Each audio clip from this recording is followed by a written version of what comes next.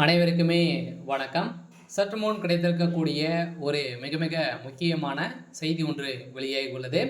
சற்று முன் MP R ராசாவின் கதை முடிந்தது, 10 ஆண்டு சிறை, நீதிமன்றம் வழங்கிய இறுதி தீர்ப்பு. இது மாதிரி பார்த்தீங்கன்னா செய்திகள் வெளியாயிருக்கு.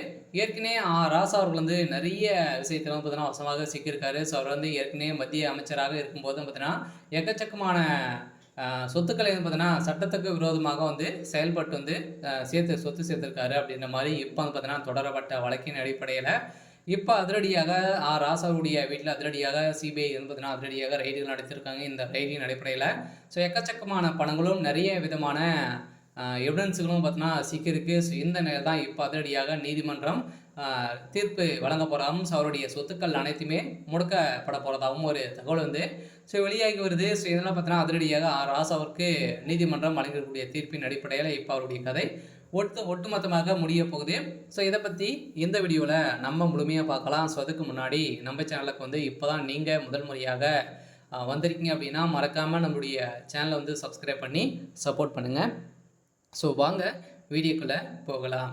ஸோ பார்த்தீங்கன்னா ராசா அவர்கள் ஏற்கனவே மத்திய அமைச்சராக இருக்கும்போது 2G அறக்கட்டளை வழக்கில் பார்த்தீங்கன்னா அதிரடியாக ராசா அவர்களும் கனிமொழி அவர்களும் வசமாக சிக்கிக்கொண்டு எக்கச்சக்கமான பணங்கள் பார்த்தீங்கன்னா ஊழல் அரசுக்கு எதிராக சம்பாதிச்சிருக்காங்க. அப்படின்ற மாதிரி பார்த்தீங்கன்னா அரசுக்கு நிறைய இழப்பீடுகள்லாம் செஞ்சுருக்காங்க. 30,000 கோடிக்கு மேலே இழப்பீடுகள்லாம் செஞ்சுருக்காங்க. ஸோ இதை தொடர்ந்து இப்போ பார்த்தீங்கன்னா அதிரடியாக ராசா அவர்கள் அந்த விஷயத்திலும் அதில் நிறைய சொத்துக்களும் சேர்த்து இப்போ ராசா அவர்களும் அதே மாதிரி எம்பி கனிமொழி அவர்களும் வசமாக சிக்கி கொண்டு இருக்காங்க.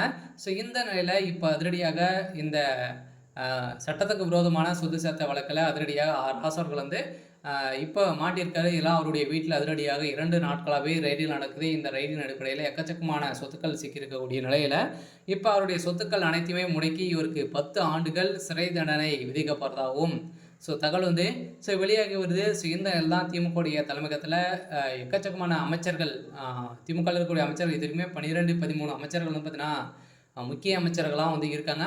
அவங்களாம் பார்த்தீங்கன்னா அனைவருமே ஊழல் வழக்கில் ஸோ அதே மாதிரி எக்கச்சக்கமான பணங்கள் பார்த்தீங்கன்னா குமித்து இப்போ இந்த அமலாக்கத்துறையின் கஸ்டடியில் ஸோ இருக்காங்க. இந்த நிலையில் இப்போ ராசாவுடைய கதை ஸோ முடிந்திருக்கு. சொல்ல அடுத்தது வருகின்ற சட்டமன்ற தேர்தலுக்காகவே பார்த்தீங்கன்னா எக்கச்சக்கமான பணங்களை ஊழல் செய்திருக்காங்க. ஸோ இந்த அடிப்படையில் தான் அமலாக்கத்துறை சில பேரெல்லாம் டார்கெட் பண்ணி இப்போ பார்த்தீங்கன்னா குறிவைத்து தாக்கக்கூடிய நிலை ஸோ உருவாகியிருக்கு. சொல்ல இப்போ அதிரடியாக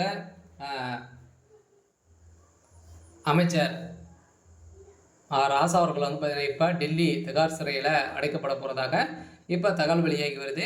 ஸோ இருந்தாலுமே ஸோ என்ன நடக்க போகுது அப்படின்றத ஸோ வெயிட் பண்ணி